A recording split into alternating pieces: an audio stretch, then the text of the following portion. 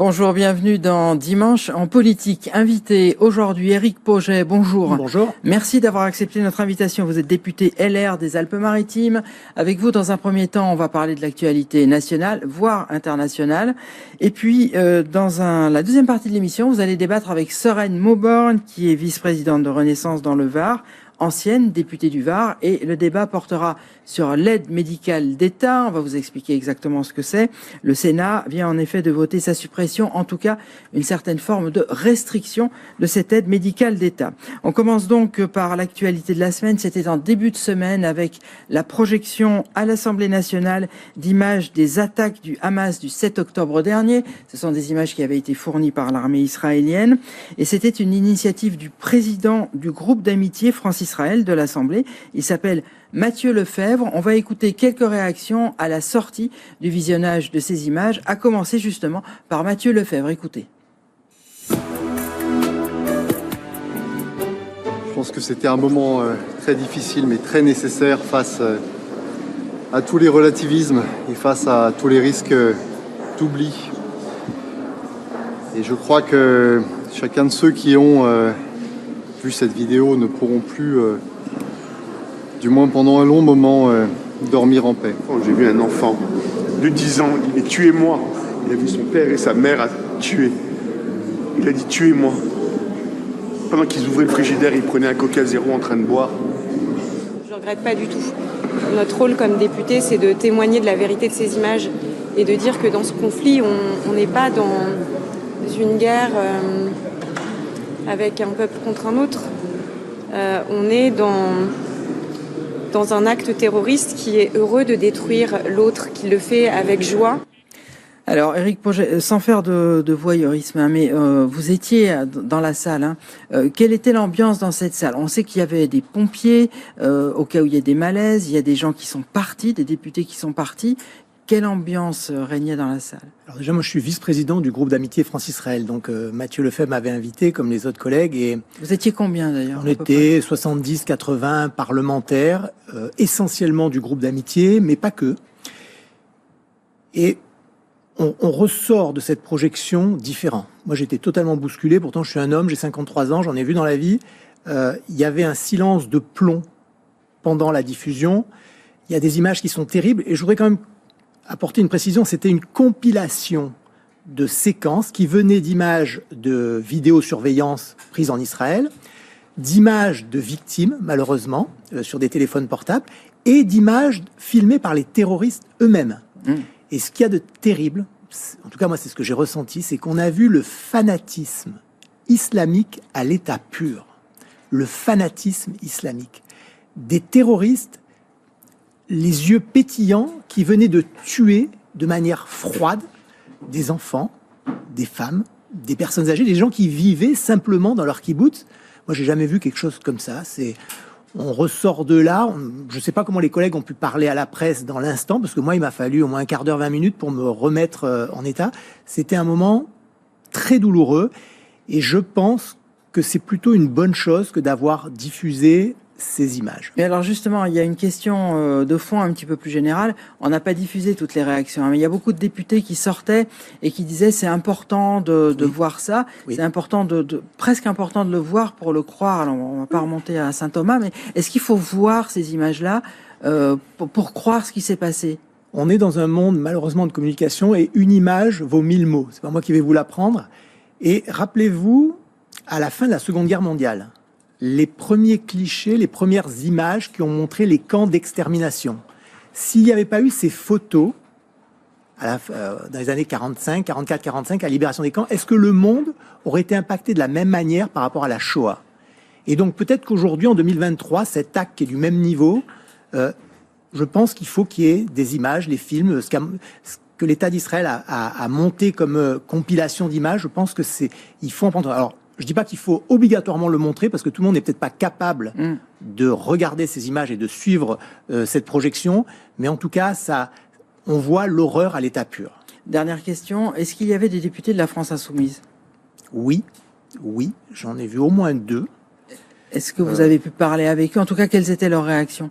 Alors, pendant la diffusion, je vous dis, il y avait un silence de plomb, personne n'a bougé, n'a réagi. Quand on est sorti, des médias attendaient les députés à la sortie. Certains se sentaient de parler à des journalistes, d'autres non. Honnêtement, je ne sais pas ce que les deux... moi, les deux que j'ai vus, les deux députés, Aymeric Caron et Guéraud, et le député Guéraud, qui étaient présents, je ne sais pas s'ils ont parlé à la presse, je ne sais pas s'ils sont partis. En tout cas, ils étaient présents, c'est ça que je voulais savoir. Oui. Alors, deuxième thème, ça n'a rien à voir, hein, on passe vraiment à un thème complètement différent, mais c'est votre actualité aussi, Éric Pauget. Vous avez déposé une proposition de loi contre la maltraitance animale. Alors déjà, premier point, on a beaucoup parlé ici, hein, sur ce plateau, dans nos journaux, d'une proposition de loi existante qui est celle de Loïc Dombreval, ancien député. Qui a été votée. Oui, en 2021, qui a été voté, ouais. ancien député de la majorité présidentielle. Qu'est-ce que votre proposition de loi apporte de plus aux dispositions qui sont déjà existantes? Alors, un certain nombre de chiffres qui vont vite résumer la situation. La France est championne d'Europe des abandons d'animaux domestiques. 100 000 par an, avec à peu près 60% juste avant les vacances d'été. On a maintenant des statistiques. Il y a eu en 2021 12 000 infractions contre des animaux, et notamment 40% de sévices graves et d'actes de cruauté. Et ce chiffre est en augmentation de 30% au cours des dernières années. Moi, j'ai proposé une nouvelle proposition de loi. J'avais voté celle de mon collègue Loïc Dombreval en 2021, puisque j'étais déjà député.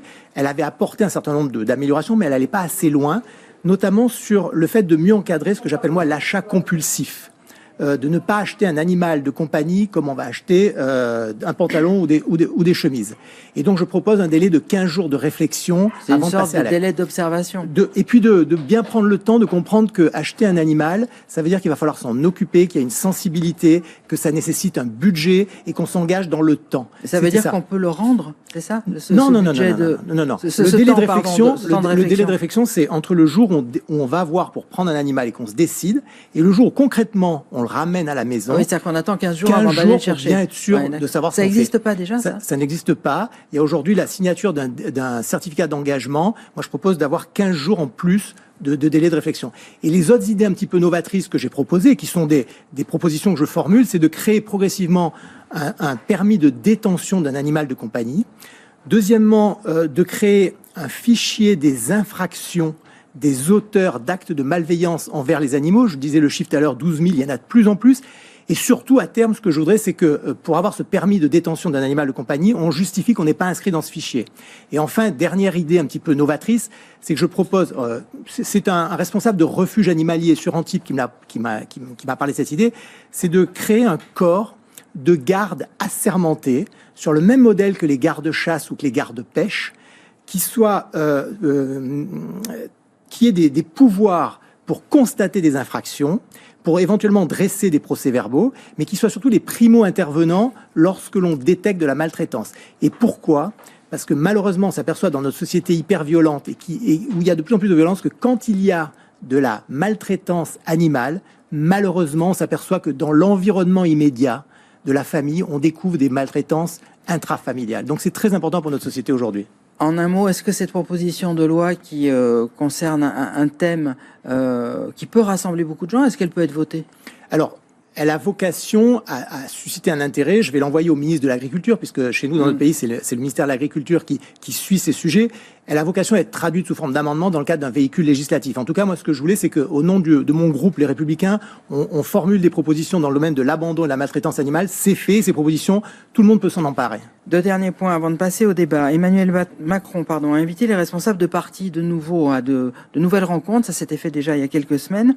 C'est à Saint-Denis, je crois. Éric Ciotti, le président des Républicains, n'y est pas allé, de même que d'autres partis politiques. Alors, il a dit qu'il ne voulait pas être un figurant du spot publicitaire du président. Ce sont ces termes. Emmanuel Macron a parlé de faute politique indigne. Est-ce que ça veut dire qu'il ne faut plus discuter du tout avec le président de la République ? Non, mais c'est une opération de communication. Fin août, ça a déjà eu lieu. Éric Ciotti, au nom des Républicains, y était allé, croyant que ça allait apporter quelque chose. Est-ce qu'après les 12 heures de réunion de fin août, il y a eu concrètement des actes qui sont sortis de cette première réunion ? Non.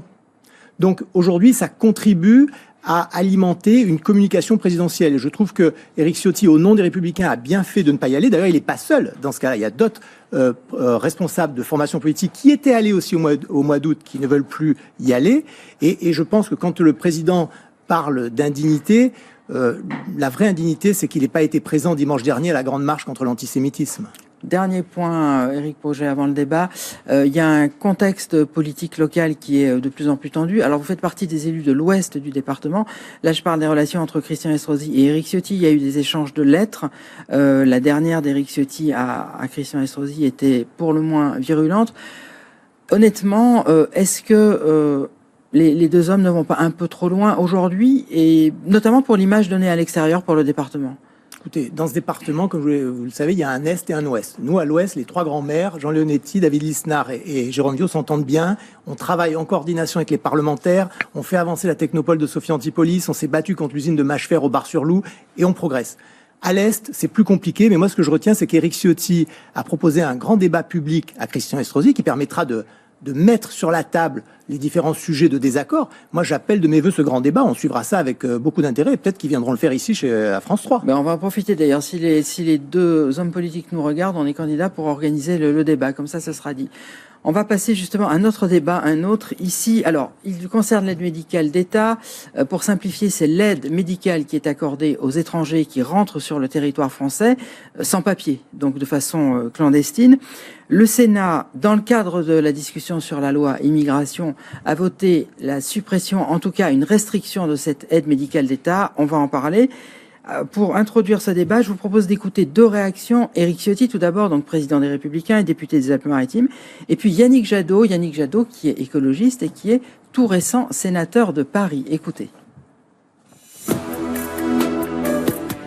L'AME, c'est aussi insupportable. Il y a des personnes en situation irrégulière qui ont plus de droits de Français que de Français modestes, qui ont travaillé toute leur vie et qui, eux, n'ont pas leurs dépenses de santé payées à 100%. Ça, les Français, ils peuvent pas comprendre. Ils ont travaillé toute leur vie. Un artisan, un agriculteur, il peut pas se payer une complémentaire pour aller à 100% parce qu'il a une retraite ridicule. Et quelqu'un qui arrive en France en violant nos droits, qui traverse la frontière illégalement, au bout de 3 mois, il a l'AME, il a une carte où il est à 100%, y compris sur certains soins de confort. Bon, là, c'est pas acceptable. Donc. C'est une protection en matière de politique de santé publique. On l'a vu après le Covid. Laisser une partie de notre population devenir malade, c'est juste déjà dégueulasse pour ces populations-là. Mais c'est dangereux, irresponsable. Et en même temps, le gouvernement s'est pas opposé, Yannick Jadot. Mais c'est ça qui est dramatique. Ça a été laissé à la sagesse des sénateurs. C'est ça qui est dramatique. C'est-à-dire que vous avez un gouvernement qui dit, attendez, soyez pas fous, rappelons les faits. On a besoin d'une politique de santé publique. Mais quand ils sont au Sénat, ils sont dangereux pour la politique de santé publique sur l'aide médicale d'État. Je l'ai dit, c'est dégueulasse vis-à-vis des populations qui sont en danger. Voilà, on accueille Sérène Mauborgne. Bonjour. Merci d'être là. Je rappelle, vous êtes vice-présidente de Renaissance dans le Var, ancienne députée. Et je précise aussi, c'est important pour le débat, que vous êtes infirmière. Alors, je propose deux parties dans le débat. D'ailleurs, d'abord une partie assez générale, où on va débattre sur l'aide médicale d'État, puis une deuxième partie sur la position du gouvernement. Je vous ferai entendre notamment la position de Gérald Darmanin. Sérène Mauborgne, vous êtes pour le maintien de l'aide médicale d'État en l'état. Alors, est-ce que vous pouvez nous expliquer pourquoi ? Alors en fait, on rappelle que ce sont donc des populations migrantes sans papier, qu'on leur donne cette aide médicale au bout seulement de 3 mois de vie sur notre territoire, et qu'en fait aujourd'hui, elle a un coût certain pour les finances publiques, puisqu'on chiffre à environ 1,2 milliard, une somme d'ailleurs qui est relativement stable au fil des années, et finalement sur laquelle, à mon sens, on ne peut pas décider de la transformer en aide médicale d'urgence. D'abord parce que l'urgence, c'est un terme qui n'est pas juridiquement très fondé. Et puis ensuite parce que, gravé dans le marbre d'un texte de loi, un ensemble de soins, par exemple, qui représenterait l'urgence aujourd'hui, ne signifierait pas que demain, on n'ait pas des nouvelles urgences. On a bien vu avec la crise Covid, l'intervention brutale d'événements non prévus. Or, un texte de loi, ça se transforme par la loi. Donc déjà, par principe, il vaut mieux donner aux réglementaires, c'est-à-dire à des circulaires ministérielles ou des décrets, la possibilité de réguler ce qu'on appelle les paniers de soins. De toute façon, vous voulez pas que ce soit une aide d'urgence. Voilà, donc moi, je conteste le fait d'écrire dans un texte de loi le fait que ce soit une aide médicale d'urgence. D'abord parce que l'urgence, ça ne veut rien dire. Est-ce qu'une douleur dentaire est une urgence? Est-ce que une pneumopathie est une urgence? Est-ce que les punaises de lit sont une urgence? Tout dépend de quel point de vue on se place. Alors justement, Éric Pauget, donc le Sénat a voté ça s'appelle maintenant une AMU, donc aide médicale d'urgence, c'est-à-dire n'est plus une aide médicale générale. Est-ce que vous pouvez nous expliquer le sens de cette proposition et pourquoi vous la défendez? Alors déjà, pour resituer le contexte, l'aide médicale d'État s'adresse à des personnes étrangères qui sont en situation irrégulière, c'est-à-dire ce sont des clandestins, des gens qui sont hors la loi. Ça existe depuis l'an 2000, depuis le gouvernement Jospin. À l'époque, 80 000 bénéficiaires, 140 millions d'euros budgétés.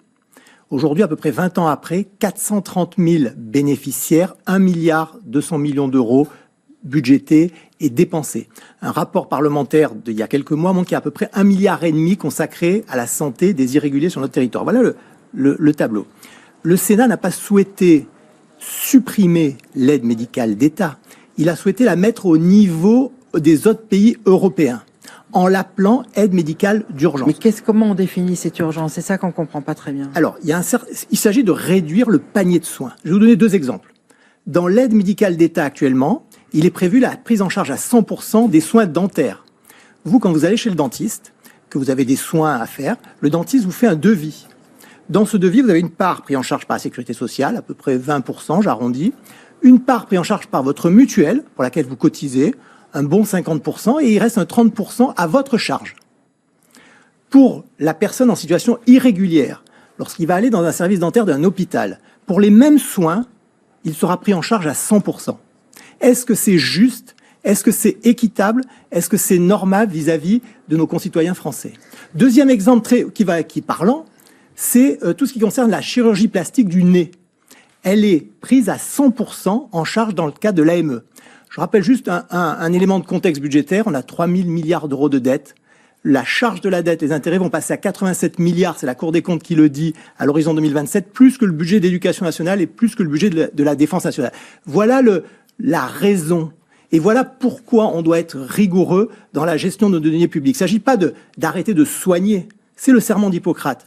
Mais on doit réduire le panier de soins pour se mettre au niveau européen, tout simplement. Alors, allez-y. Moi, je vais reprendre justement. Je précise juste une chose, ça peut être un élément du débat, c'est que il y a 3500 médecins qui ont signé une tribune récemment où ils disaient qu'ils désobéiraient à cette mesure si jamais elle était votée. Sorel Mauban. Absolument.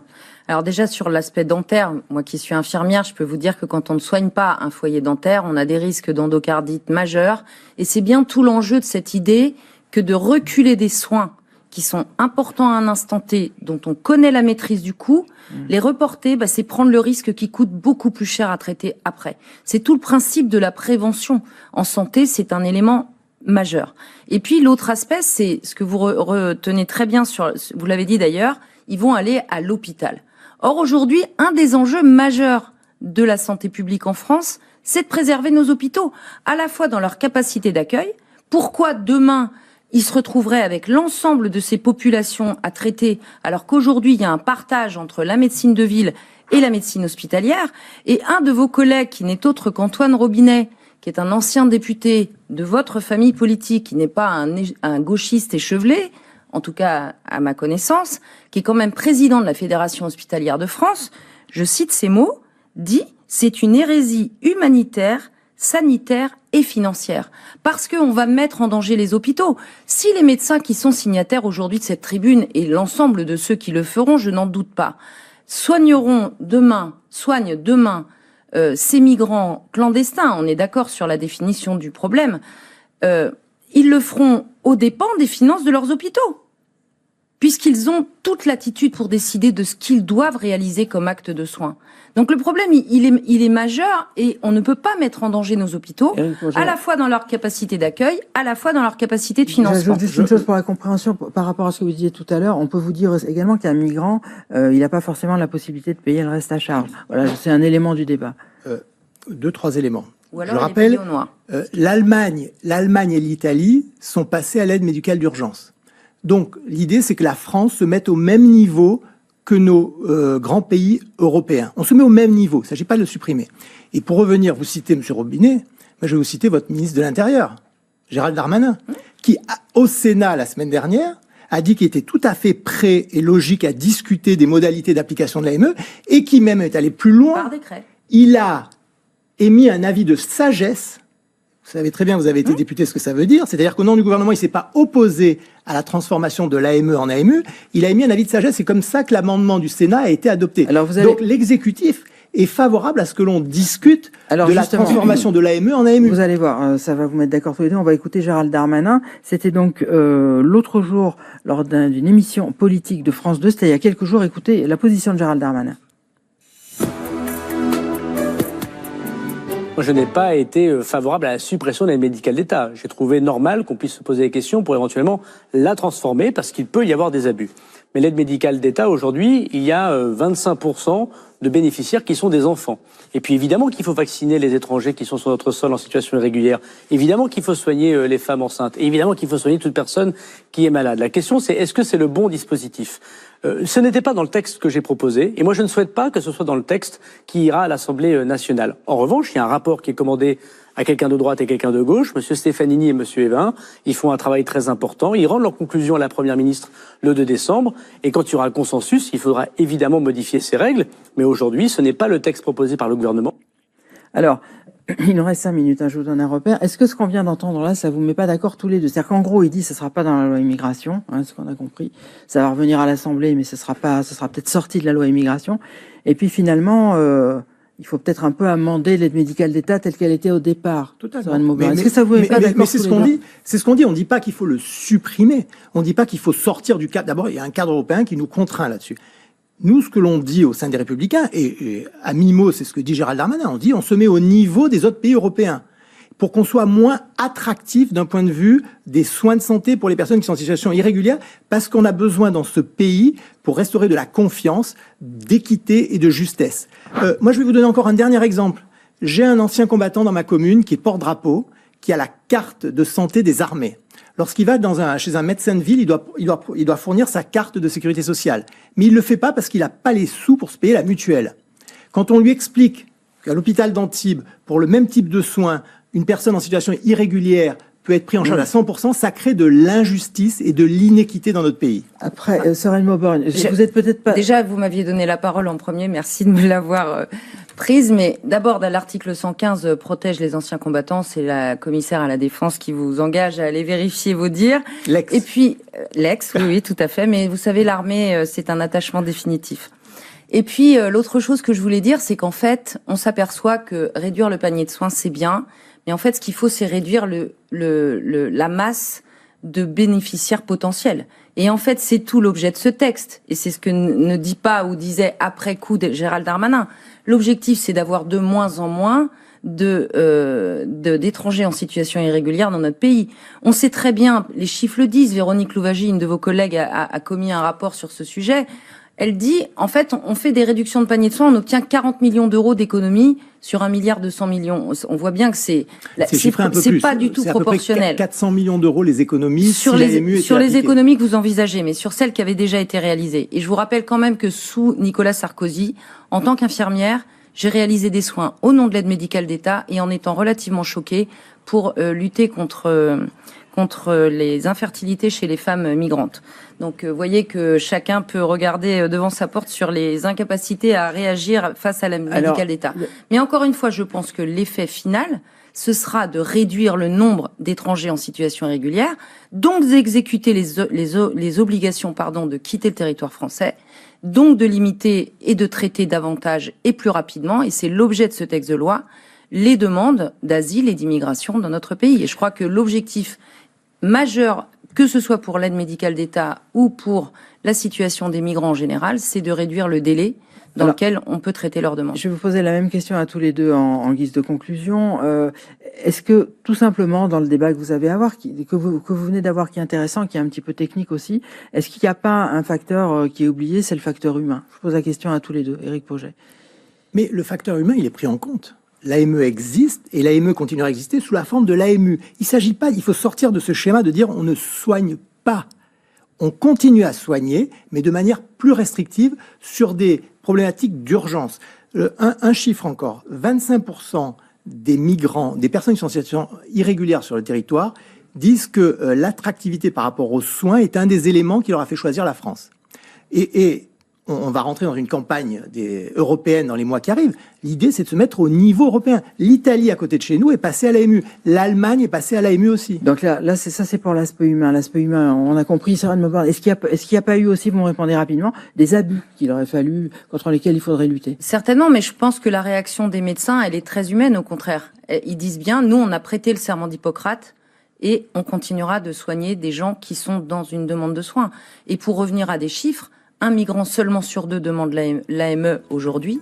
Et l'Espagne a tenté de supprimer l'AME et est revenue en arrière parce que la situation de ces gens n'était pas du tout stable sur le plan de leur santé. Merci. Les médecins pourront continuer à exercer leur serment d'Hippocrate. Moi, j'ai Antibes, les médecins bénévoles de la Croix-Rouge qui le font. Le problème, c'est la prise en charge. C'est savoir qui doit payer. Est-ce que c'est le contribuable qui paye ou pas? C'est ça le vrai sujet. Merci beaucoup à tous les deux pour ce débat qui était très intéressant. La semaine prochaine, vous retrouverez Nathalie Layani qui recevra David Lisnard, puisqu'il y a la semaine prochaine l'élection au sein de l'Association des maires de France. David Lisnard est à nouveau candidat. Ce sera dimanche prochain avec Nathalie Layani. Très bel après-midi.